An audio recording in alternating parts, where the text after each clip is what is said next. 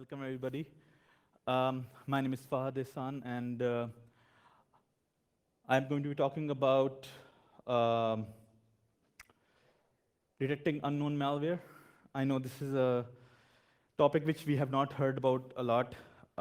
We have had similar talks by other people on this conference, so I'll give my insight into this. Um a little bit about myself. I'm based out of Singapore. Um, I work for a large Swiss bank. Um, but I like to do some of my personal research. So the talk which I'm giving today is based on my personal research outside of my work. Unfortunately, I will not be able to talk what I do at work. Uh, uh, so here goes. So before I go any further, can anybody tell me what this is or what this looks like? I know it's a screenshot from a Google map. But does it mean anything to you guys, or have you seen this before? What it could mean to you? Obviously, the A says that there's something called BrainNet. Has anybody heard about this? Basically, this is a location where it is alleged that one of the first mass-affecting malware was created. This place is in Lahore, in Pakistan. This company, BrainNet, is still in business. They provide telephony and IP services. Uh, they, the malware basically changed the master boot record of a 5-inch floppy drive, and it added a specific message in that. More interestingly, the message which was added as part of the master boot record was not to do anything malicious, but it was spreading a message. As you know, piracy is a big problem around the world, and it's also a big problem in Pakistan. So the company also used to produce some software, medical software for retailers and clinics. So they were actually trying to stop piracy, and they were asking people to contact them. What's more important in this is that this place is not very far from my home. I'm from Pakistan, and I live not very far from here. The ground which you see over here, I used to frequent it when I was young with my family, so I have loads of memories with this. So I don't know how to feel about this. But this building is fairly nondescript. If you're looking at it, you will not know that this is like where the malware was created. And this is basically what the message was added to the master boot record. Again, they're saying that this is our address, this is the company, this is the phone number. I believe these phone numbers still work today. And as the message says, beware of this virus, contacts us for vaccination. Basically, they're saying that don't use the pirated version of the software, please contact us for vaccination. You can find more about this at this F-Secure website. So here goes. So this was way back in 1986. Fast forward 2014. So this is a malware which is called Malware. This is based on a service which is very widely used in Brazil. So this research paper by RSA was published in July when the World Cup was going on. And they revealed that this malware has been in the wild since start of 2013. The impact, as you can see, it says $3.75 billion. What's interesting about this malware is that it is using very well understood techniques called man in the browser. So basically, the user, how Boleto services works is that the payee who's supposed to receive the payment, they generate a sort of a receipt paper according to which has the details of the bank, the account number. So all of it is added there, or sort of hashed, and that gets generated, and that is given to the payer. And the payer, according to the instructions, they pay the amount, and this is all digital. So this is, again, as I said, that this is how they do it in Brazil. So this is very widely used. So the main point over here is that 3.75 billion amount, and still counting, it is lost. And this is from not from any corporation or any big company. This is like people like you and myself. They are losing this money. So they have been duped into losing this money, do these transactions. So I'm only asking a question: why is it like this? This technique of man in the browser is very well understood. We have seen this over and over again. This is nothing new. The why? So I'm asking a very simple question: why is it taking the security research companies or the vendors 2.5 years to come up with this kind of, they're only finding it when the people have lost so much money? And how long are we going to continue to accept this? Again, I do not know the answer to this. I was supposed to talk about another malware which is called Turla. I don't know how many of you know about Turla. I have a research paper over here by FireEye. Yeah, I have a research paper from FireEye which talk about APT28, a window into Russian cyber espionage operations. So I was actually supposed to talk about that, but if I look at what has happened over the course of last 1 week, there is a new malware which is called Region. And it is called super spyware. Again, all fancy names, and there are research papers published by Symantec and Kaspersky. According to that, it has been active in the wild since 2008. They don't know, they don't say what it is, they don't give any specifics what it is, but they only tell us that it is very, very complex. It's fairly complex. It is interacting, with the registry keys and whatnot. It is as complex as Stuxnet, thought to be affecting 14 countries. This report is from, I think, 2 days ago from Kaspersky. What's important to know over here is that they claim that this malware was so advanced that they were not able to detect it because the files which were being used in this malware infection were residing on the hard disk. So were not residing on the hard disk, but in the registry. So as the name says, the name region is taken from in registry. So they just swapped it, and now it is called region. This is very important to understand, because this is, again, I know that it's fairly complicated, but the basic is that they were looking at the wrong places. They were expecting a malware to create files on the hard disk, whereas this malware was creating, its traces only in the registry. And I find it very, very interesting. Why is it like that? So, I mean, it's again a question to the vendors. Why is it like that? They are not paying enough attention to the memory. And that opens up questions, and that just goes to show that how fairly not well understood this area is. People are not paying enough attention to memory forensics. And I firmly believe that this field of memory forensics is going to grow, and that is what I come to share today. Again, a closer look at what has happened, transpired during this year. All fancy words: bash, shell shock, heartbleed, poodle bug, Windshock, Windshock. 19 years it has remained in the wild, and only now we are knowing about this. How many people have lost, money, or I do not know what sort of attacks have happened. And that just goes to show that, the importance of unknown malware. And again, we are not talking enough about it. Again, JP Morgan, a case study again. Nobody knows exactly. They are not sharing enough information to us what has actually happened here. But it is alleged that there was an unknown vulnerability which was exploited by the bad guys, and they were able to siphon off a lot of information. And I think this is still going on, and we will know more about this. So just to wrap up what I'm going to be talking about today, today's agenda is unknown malware, memory forensics. What is memory forensics? IOCs and threat intelligence, security analytics. Again, big fancy words.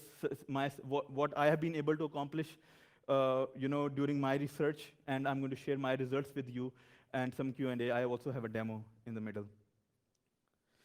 So what is unknown malware? I think I don't need to explain that a lot. It is basically so all malware which is generated by the bad guys or the adversaries, it remains unknown for a certain amount of period. And it can be, again, if it is targeted, it remains unknown to your environment for a certain given period. That period can be from a few hours to a few days, or as we have seen, to tens of years. So that is essentially malware. Any malware which bypasses your existing toolkit or your signature-based tools is unknown to you. So how are you going to detect it? Again, it really depends how much effort you want to put in it. Any malware that is not, as I said, any malware that is not detected by traditional or modern security toolkits at any given time is considered unknown. The bottleneck is generally the time taken by the vendors to update the signatures and contents. Unknown malware can target specific environments, as we have seen over and over again. For a good example is Stuxnet. Unknown malware generally targets uh, uh, zero-day vulnerabilities, as there is little protection against these vulnerabilities. So again, this is unknown malware for you. Common enterprise toolkits. Again, if we look at the today's landscape of uh, what sort of tools are available, what sort of tools we have in any large enterprise or even for home users, we have these categories.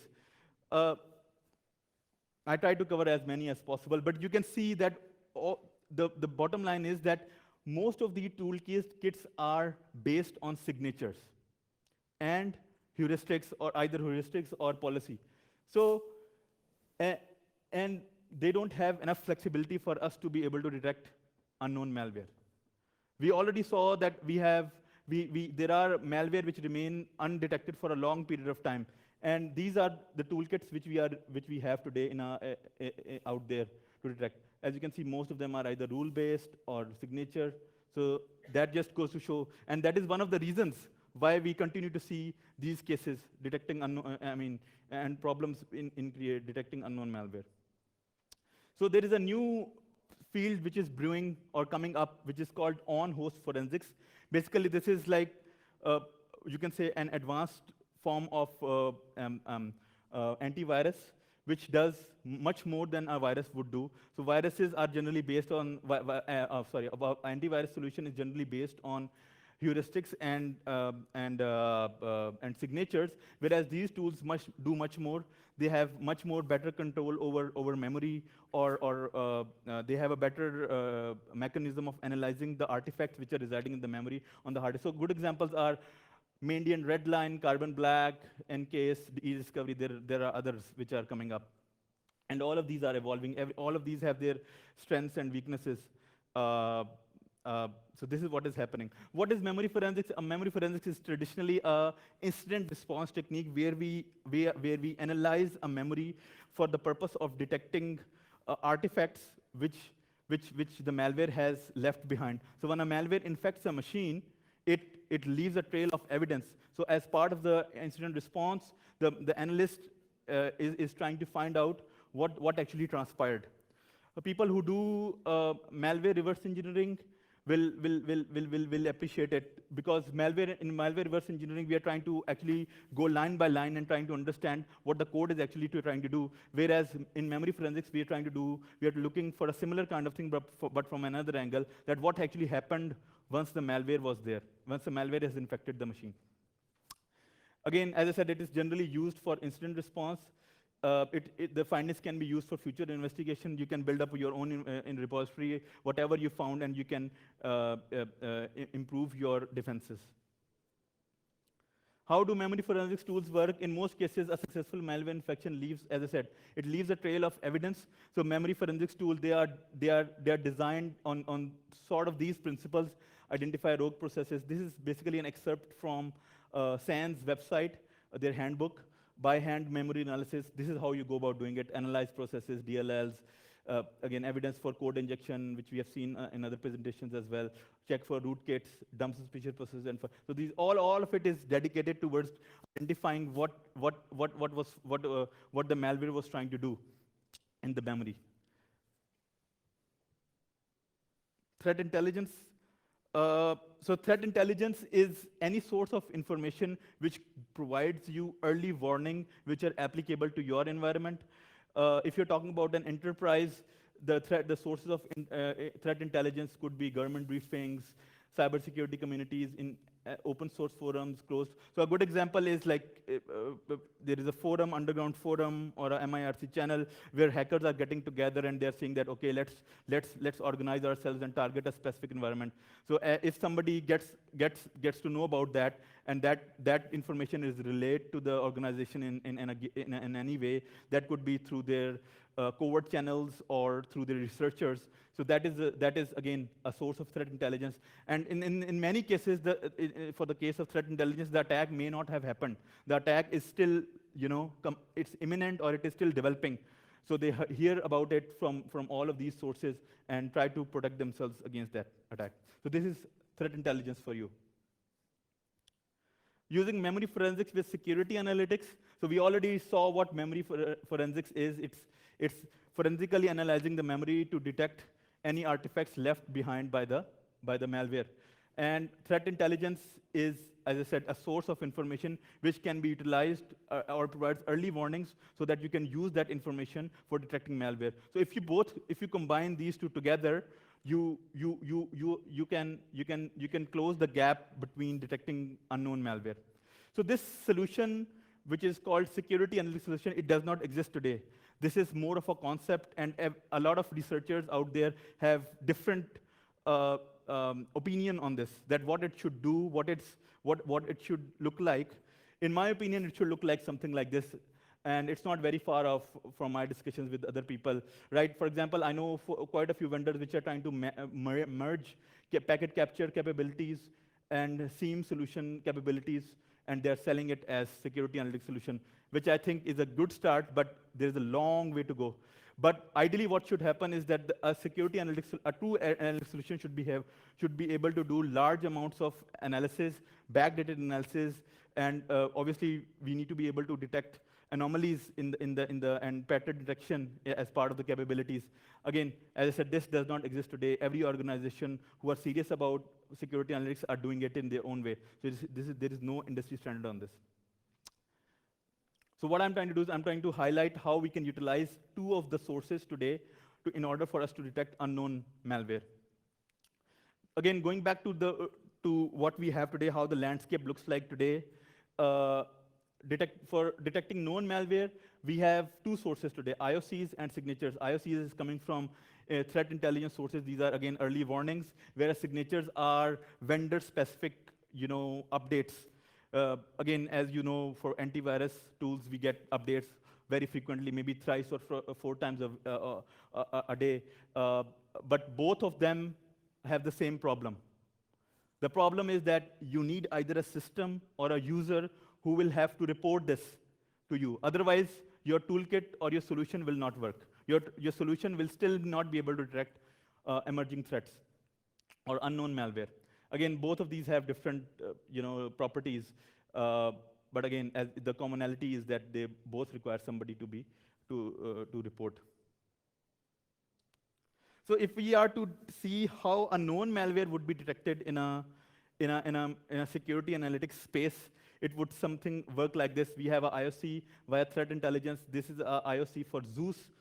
You can see that there's a bunch of registry keys and IP, destination IP, and some other stuff.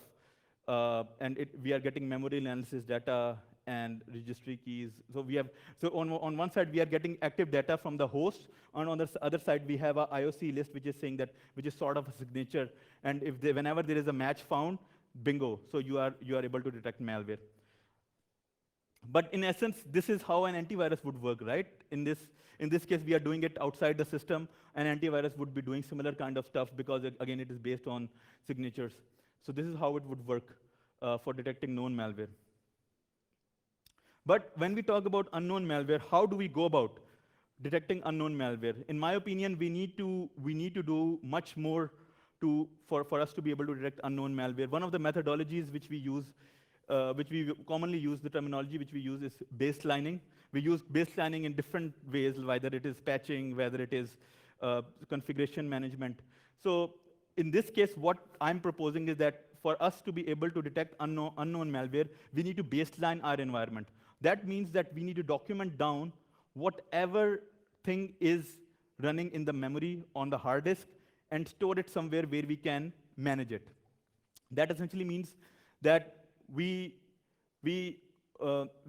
document down whatever processes are allowed on our system, whatever software is installed on our machine, what DLL specific DLLs are running on our machine or are authorized, and obviously we need to have a concept of whitelisting as well to supplement for this. Once we have this mechanism in place of baselining, we will be able to detect anomalies, and that would set the scene for us to be able to detect unknown malware. So if we are to go back to our security analytics space, how it would work, we have a baseline, we have a latest known baseline, we have everything baseline, we know we have inventoried all of these things in a central place, and we have memory analysis data coming in.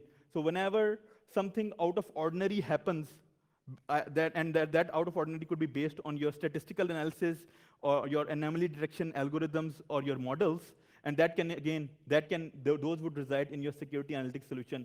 And then that would set the scene for detecting unknown malware. So as soon as there is a deviation detected detected by the security analytics solution, that would give you some indication that there is something happening in your environment.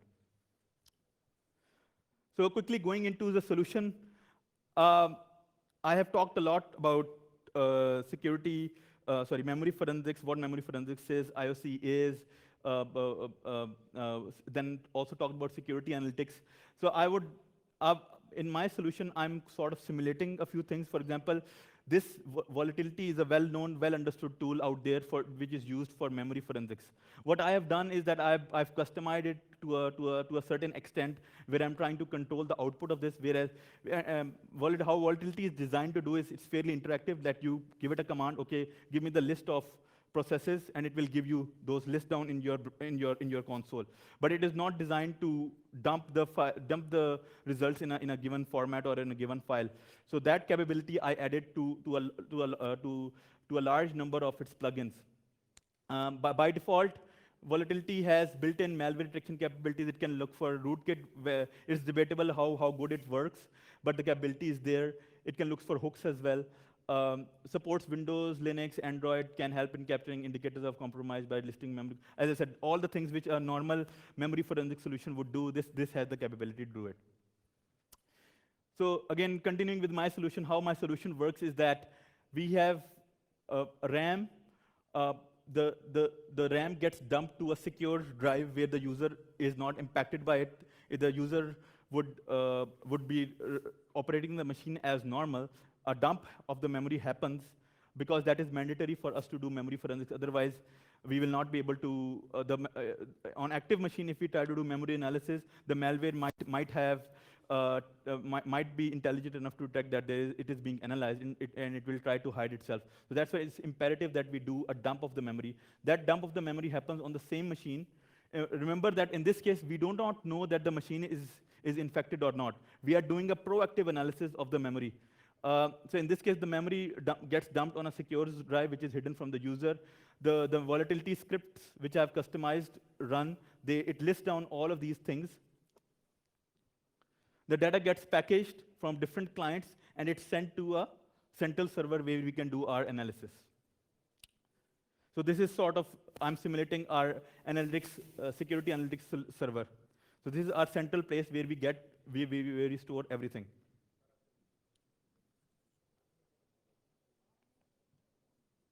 So my lab setup, based on my laptop, I had limited resources, so I chose a 1 GB RAM, running Windows 7 with MS SQL server. So this would act like a security analytics solution, and I have already loaded some sample IOCs. The server receives memory analysis data from client every 30 minutes. So what we are doing over here, every 30 minutes, we do proactive analysis of the memory, and the data gets sent to a central place. Let me just show you a demo. OK, so the demo. So in this case, I'm trying to show a machine which is already infected by Zeus. So I have a memory image of a machine which is already has been infected. In this case, I'm just showing the RAM. The vmem is a VMware RAM, and I have launched the script manually. So this is sort of a script, and it would run as like any other agent would, like an antivirus would do, or any other like SCCM agent would do. So it has access to the system resources, and it can analyze it. So in this case, it is doing some analysis, and it is preparing the information. And over here, I'm just showing locations where it is dumping out the list. So this is my S drive, which is secure, and it is going to list down artifacts of the memory.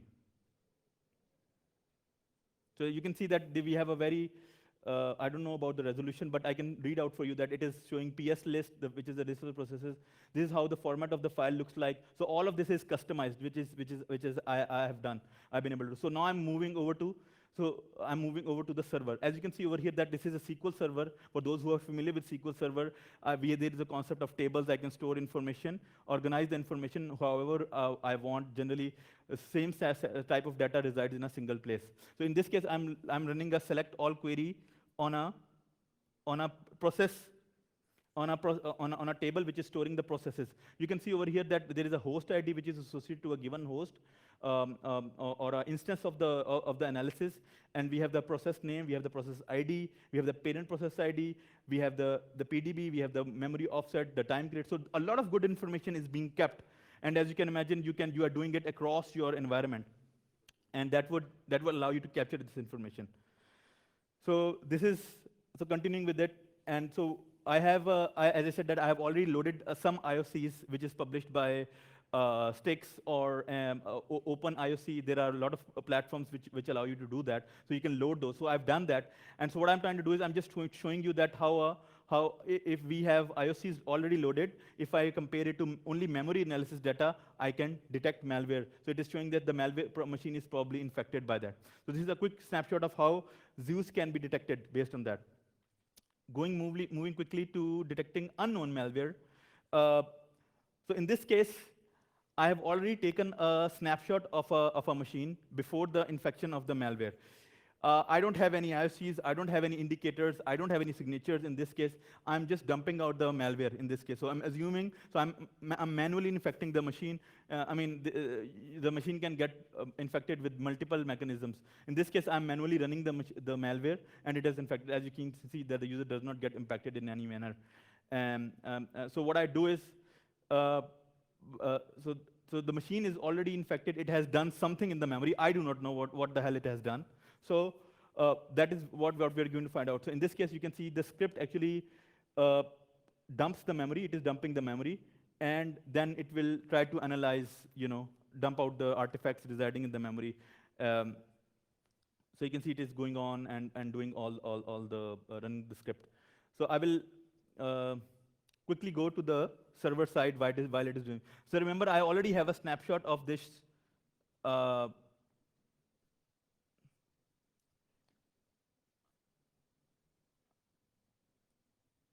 Okay. So as I told you, I already have the snapshot, and I ran another snapshot forcefully. Ideally, it would run every 30 minutes, as I showed you, but I'm doing it to save time. So you can see that there are two snapshots of the same machine. The node 1, the machine name is the same, but the host ID, the ID is different because of the different instances. The two images are taken at two different times, maybe 23 minutes apart. So this is just simulating how it would work in a 30 minutes window. So this is just showing you that these two images, the host IDs, belong to the same host name. Continuing with this, if I do, so when I was designing this, I say, how can we do very basic stuff with this useful information? Because you don't get to see memory analysis data in this format very often. I cannot think of any sources which provide you this kind of rich information from the memory today. So this was, so I try to do very basic analysis. I'm trying to compare one snapshot from another and trying to see what processes have changed in the last 30 minutes. So you can see over here that I just did a comparison for those who know the SQL. I'm running a SQL. I know that these are I'm doing sort of hacking it. But imagine that we do the latest snapshot, compare it to the last known snapshot based on date. You can see that I'm just doing a differential. It is showing me that there is a new process which is detected. Again, I do not know anything about this process. I just did two snapshots, and this was the differential. I said, okay, let's play along with this. Sorry, what just happened?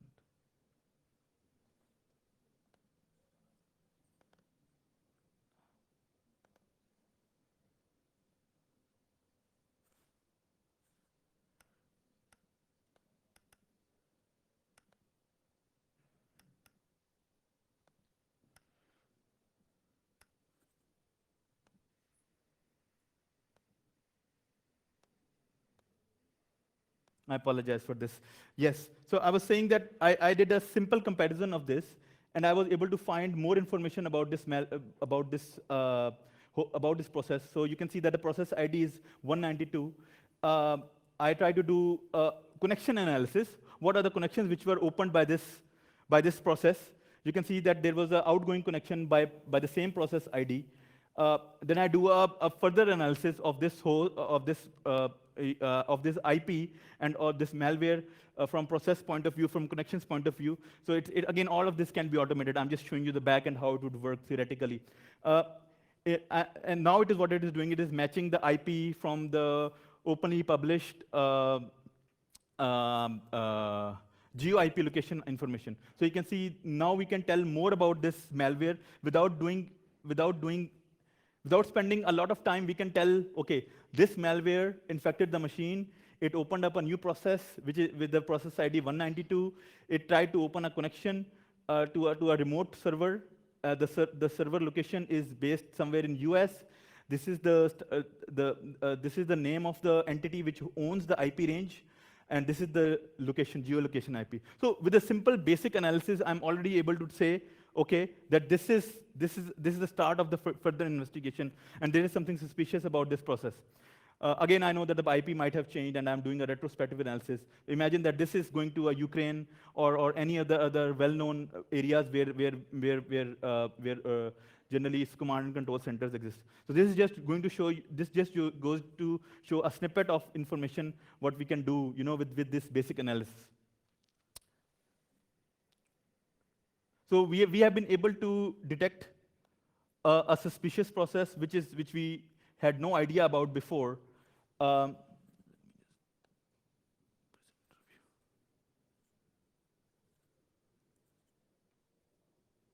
Okay, so obviously this solution has some pros and cons.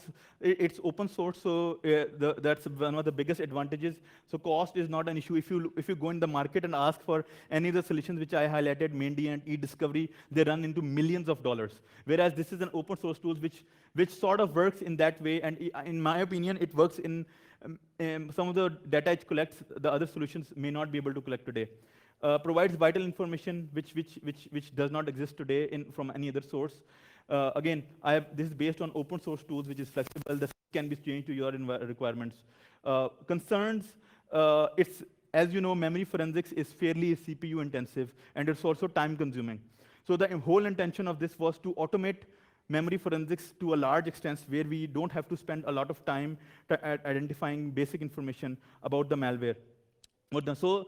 So I feel that this situation will improve in the next 5 to 10 years. For now, we can tame the open source tool to our liking, whatever works for our environment. But this is a starting point. We got to start from somewhere.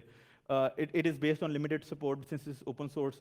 Data privacy issues as well, because as you know, in the memory, a lot of private information resides, like the password hashes, and they can be accessed as well. So it depends on the policy, your company policy, whether you can access that data. So where do we go from here? So we learned today that we can start doing basic memory analysis, automated memory analysis using open source tools. We can automate many of the steps which are recommended by SANS. And again, this is a good starting point for further investigation. You don't need a fancy analytics solution to get started with finding unknown malware. You can have some concepts of analytics data or complementary data, like I showed you geo-IP data, and you can build your solution based on that. As I said, that there is no perfect solution out there for security analytics. The one of the things which I was not able to do, obviously, dump suspicious process, but I think with a little bit of research and engineering, we can accomplish this as well. The big picture, in short, these areas of memory forensics and security analytics are growing. You're going to hear a lot about this. Some of it would be normal vendor talk, hype. And I personally feel that we are at least 5 to 10 years away from a mature security analytics solution. So the key of this, the message from my side is that we got to start from somewhere. And I'm just providing a tool which you can start using and open up the debate of detecting unknown malware. Uh, so that is what's going to happen in the future. You're going to hear a lot about these two areas. Uh, Credits Lenny Zenster, who's sort of my mentor in this field, memory analysis and memory forensics. Jamie Levy, who's actively involved in volatility. If you want to get started with these, malware reverse engineering and memory forensics, you can pick up these two books. They're a very good resource.